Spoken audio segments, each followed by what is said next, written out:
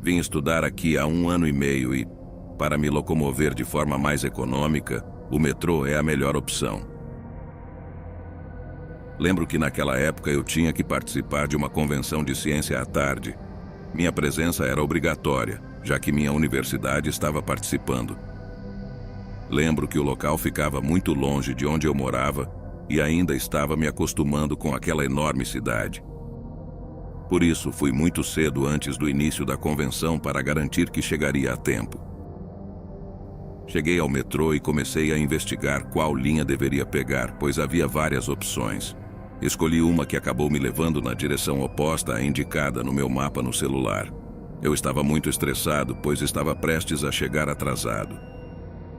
Saí na próxima estação e fui direto para o mapa para me orientar e desta vez pegar o trem correto. No entanto, estava muito confuso e minha expressão de estresse e angústia era evidente. Nesse momento, uma senhora idosa e gentil se aproximou de mim, sorridente, e me perguntou se eu precisava de ajuda. Eu disse que sim e expliquei para onde precisava ir, para ver se ela poderia me indicar o caminho para pegar o trem. Ela foi muito amável e sorridente o tempo todo, segurando meu braço, e me disse que me mostraria o caminho. Eu a acompanhei, afinal, como poderia desconfiar de uma senhora amável e sorridente? Naquele momento senti muita nostalgia, pois ainda não havia feito muitos amigos e estava sentindo falta de minha mãe e minha avó. Finalmente me senti acompanhado depois de tanto tempo. Caminhamos pelos corredores intermináveis da estação. A senhora não falava, apenas sorria o tempo todo. Conforme caminhávamos, percebi que estávamos indo na direção errada. De repente, chegamos a uma estação que parecia estar fora de serviço, abandonada. Estava quase totalmente às escuras e o lugar cheirava muito mal. Nesse ponto, algo não estava certo. Comecei a sentir medo, mas não sabia como me libertar.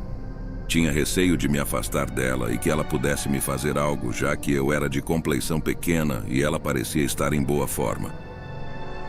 Finalmente paramos diante dos trilhos, e eu sabia que o metrô nunca passaria por ali.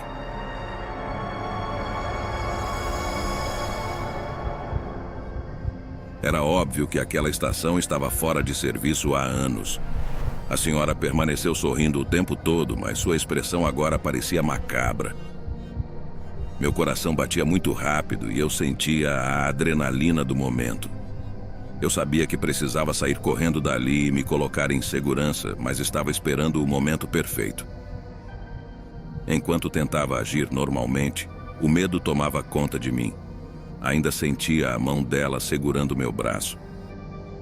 Perguntei a ela quanto tempo levaria para o metrô chegar, e ela respondeu com um sorriso sinistro: "Muito em breve nos iremos daqui." Aquela resposta foi a mais perturbadora e macabra que poderia ter ouvido naquela situação. Eu estava prestes a puxar meu braço e sair correndo quando, de repente, a voz de um homem soou ao longe. Ele gritou: "O que você está fazendo aqui? É proibido entrar." Ele se aproximou e me iluminou com sua lanterna. Era um guarda, o homem que provavelmente salvou minha vida. Gritei para que ele me ajudasse e ele se aproximou, perguntando o que estava acontecendo e por que eu precisava de ajuda. Virei para o lado e a senhora não estava mais lá. Mas eu ainda sentia sua mão segurando meu braço. Gritei e comecei a correr em direção ao guarda. Parei de sentir aquela mão me segurando e contei tudo o que havia acontecido enquanto caminhávamos em direção à saída. O homem foi muito gentil, já que eu estava chorando de nervosismo e com muito medo. Ele me deixou ir embora e aconselhou que eu nunca confiasse em estranhos, especialmente sendo estrangeiro. Ele me disse que havia muita gente que poderia tirar proveito disso, já que eu estava sozinho em um país desconhecido. Não sei se ele acreditou em mim, mas a verdade é que eu não me importava mais. Estava muito assustado e só queria voltar para o lugar onde estava morando. Acabei não indo à convenção e tive problemas com o professor que a organizou. Mas nada poderia me angustiar ou assustar mais do que o que aconteceu naquela estação. Mais tarde, quando fiz amigos na universidade, Contei a eles o que aconteceu naquele dia. Eles me contaram várias experiências estranhas que tiveram naquela estação. Parece que coisas muito misteriosas acontecem por lá, e eu tive a má sorte de experimentá-las. Olá, meu nome é Fernando, e o que vou contar aconteceu na linha 3 do metrô da cidade de São Paulo algum tempo atrás, quando fui fazer um intercâmbio para estudar um semestre na cidade. Eu era novo por lá, e a verdade é que tive muita dificuldade para me adaptar, já que sou natural de uma cidade pequena. Ao chegar a essa imensa cidade, onde tinha que atravessar quase toda a cidade para chegar à universidade, fiquei impressionado no início. Decidi viajar de metrô, já que era a forma mais rápida de chegar. Em uma manhã, por volta das 5 horas, cheguei à estação e entrei no trem. O metrô estava relativamente vazio naquela hora, e o vagão em que entrei tinha apenas cerca de 5 pessoas. À medida que avançávamos, algumas pessoas subiam e desciam nas estações, até que chegou um momento em que fiquei completamente sozinho no vagão. Bem, havia um senhor no extremo oposto do vagão, mas ele parecia ser um morador de rua que passou o tempo todo falando sozinho e claramente não estava em suas plenas faculdades mentais.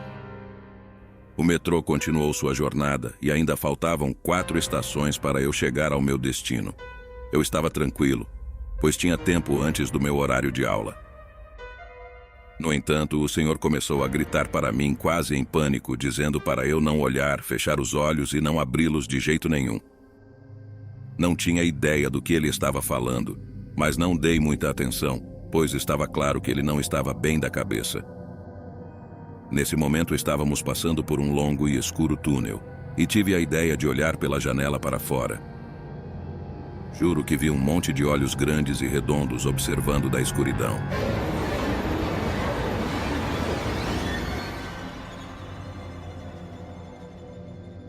Não pude ver seus corpos ou rostos, apenas os grandes olhos brilhantes. O metrô não estava indo muito rápido, já que estávamos nos aproximando da próxima estação. Foi quando consegui ver essas criaturas claramente, e um terror me invadiu. Não eram seres humanos, seus olhos eram totalmente diferentes, enormes, sem pálpebras e completamente redondos. Foi a coisa mais estranha que já vi na minha vida. Enquanto tudo isso acontecia, o senhor continuava com os olhos fechados e gritando freneticamente para que eu não olhasse. Eu estava completamente confuso e assustado. Decidi descer na próxima estação e pegar um táxi até a universidade. Passei o dia todo pensando naquilo e não consegui me concentrar nas aulas. À noite, alguns colegas me convidaram para jantar, pois um deles estava comemorando seu aniversário. Eu realmente não estava com vontade de ir. Ainda me sentia mal por causa do que aconteceu pela manhã, mas aceitei para tentar fazer novas amizades, já que não tinha amigos na cidade naquele momento. Estivemos no restaurante por algumas horas, mas a noite chegou. Um dos colegas se ofereceu para me levar até meu apartamento, já que ele tinha um carro, mas recusei, pois morava do outro lado da cidade e estava com vergonha de ser inconveniente, pois mal o conhecia. Então tive que voltar para o metrô, pois estava com medo de pegar um táxi àquela hora. Eu estava na estação de metrô próxima e esperava o próximo trem. E foi nesse momento que vi o mesmo homem, o morador de rua que estava no mesmo vagão que eu pela manhã, se aproximando de mim. Ele me disse: "Saia daqui, eles estão vindo atrás de você."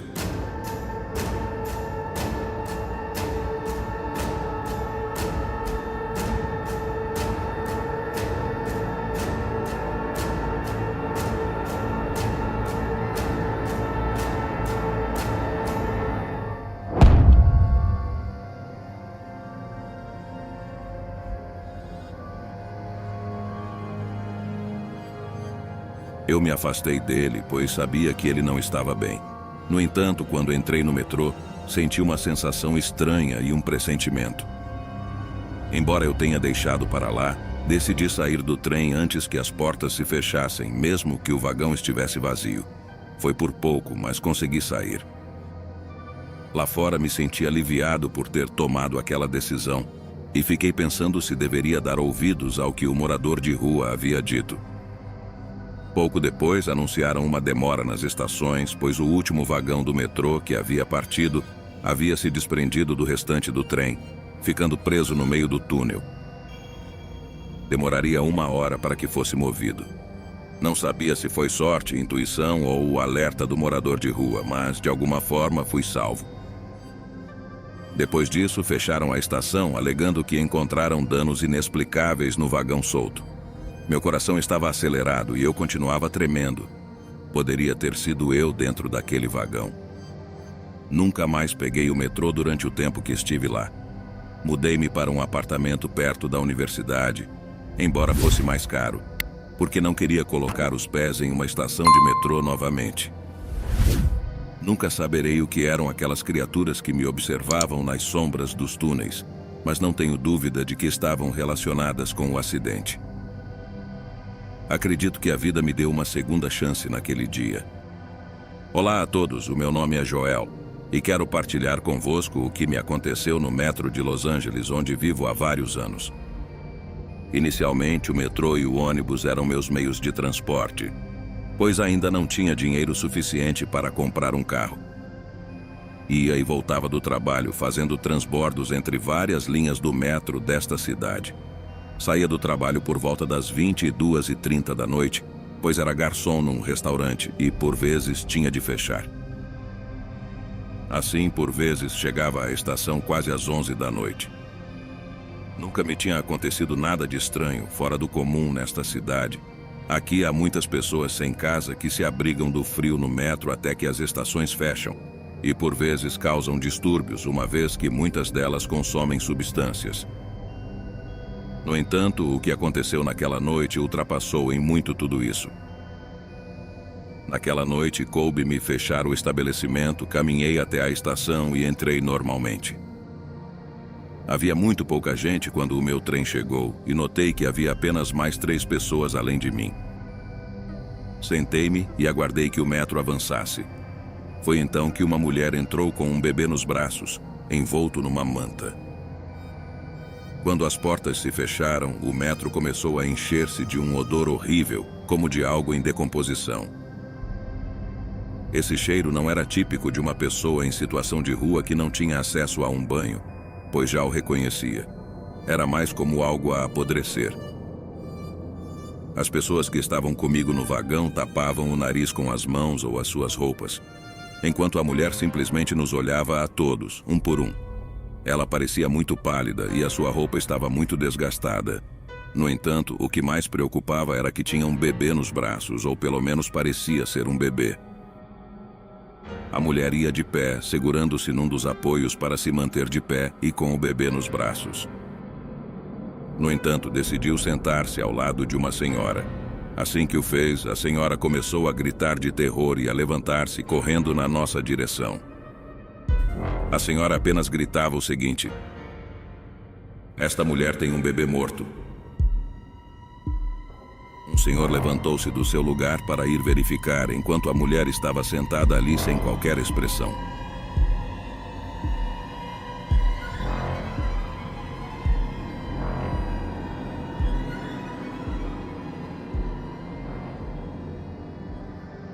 Ao ver a reação da senhora a gritar, ela nem sequer fez uma tentativa de esconder o bebê que tinha ali. Deixou o senhor aproximar-se e ver o bebê, e pela expressão do senhor confirmou-se tudo. O senhor afastou-se dela enquanto outro jovem que vinha a bordo perguntou o que estava a acontecer. O senhor explicou o que se passava e o rapaz ficou com uma expressão de terror. Em seguida, pegou no seu celular e ligou para a polícia para relatar o incidente. No entanto, de repente e do nada, enquanto o metro seguia em movimento e ainda estávamos debaixo de um túnel, a mulher deixou o corpo do bebê no assento e, com uma força sobre-humana, abriu as portas traseiras e atirou-se para as vias. O alarme do metro começou a tocar e o condutor começou a travar gradualmente. Eu observava tudo, paralisado no meu lugar, estava em choque com tudo o que estava a acontecer. Parecia irreal. Acabara de testemunhar alguém praticamente tirar a própria vida depois de deixar um pequeno corpo em decomposição no assento. Chegamos à próxima estação, onde já estavam oficiais da polícia. Pediram-nos para sair, exceto nós, pois tinham de tomar as nossas declarações. Enquanto cada um de nós dava a sua versão do que acontecera, havia guardas no túnel a procurar o corpo da mulher, uma vez que era impossível que tivesse sobrevivido. O metro estava a uma velocidade muito alta e, se estivesse viva, teria de estar muito ferida. No entanto, não encontraram ninguém.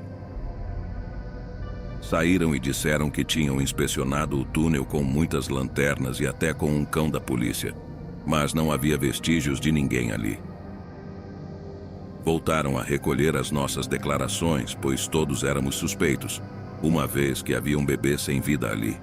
Tudo foi muito difícil para mim, uma vez que tinha acabado de obter a residência neste país e estava em risco, tal como as outras 3 pessoas que estavam comigo. Ficamos detidos a noite toda até que um oficial me disse que podia ir embora.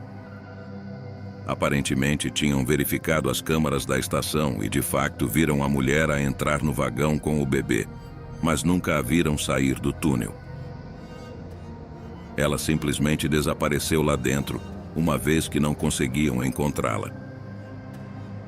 Se por milagre ela tivesse sobrevivido, tinha de estar lá, uma vez que nunca apareceu nas filmagens a sair.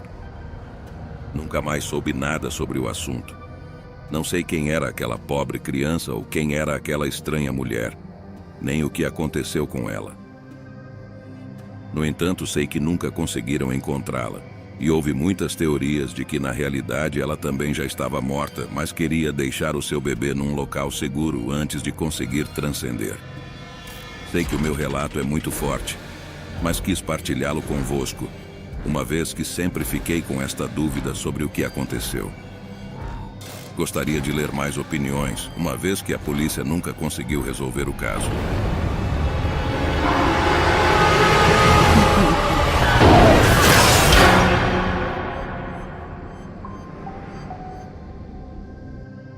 Aconteceu-me uma noite em que estava viajando na linha 2 do metrô. Preciso começar dizendo que quase nunca usava o metrô, pois tenho um carro e geralmente o utilizo, especialmente na época em que meu bebê tinha apenas 6 meses. No entanto, naquele dia tinha uma consulta com o pediatra e justamente meu carro não quis ligar. Passei muito tempo tentando fazê-lo funcionar, mas acabei perdendo tempo e não tinha ninguém disponível a quem pudesse pedir o favor de nos levar. A única opção rápida que restou foi pegar o metrô, já que, se chamasse um táxi ou Uber, não chegaríamos a tempo devido ao trânsito.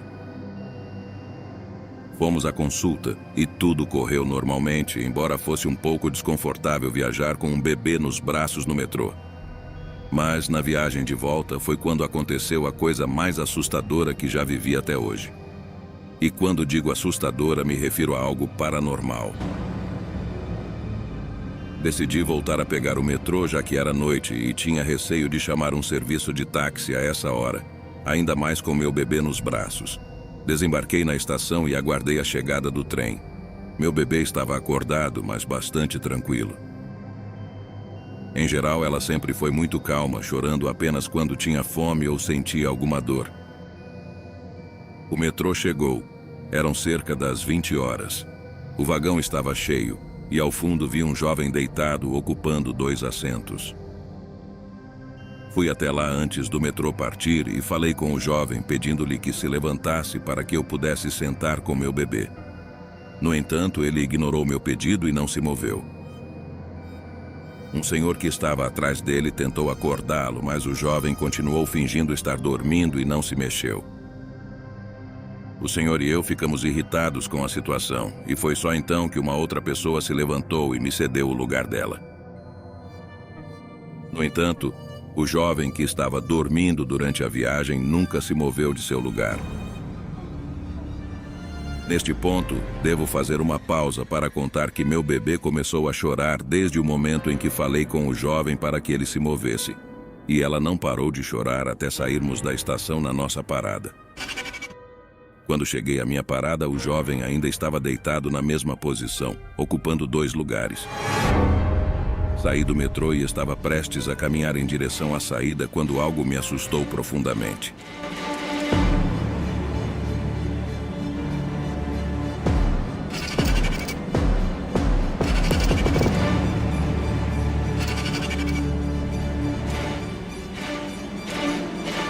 jovem atravessou-se no meu caminho e era o mesmo jovem que tinha permanecido naquele vagão do metrô.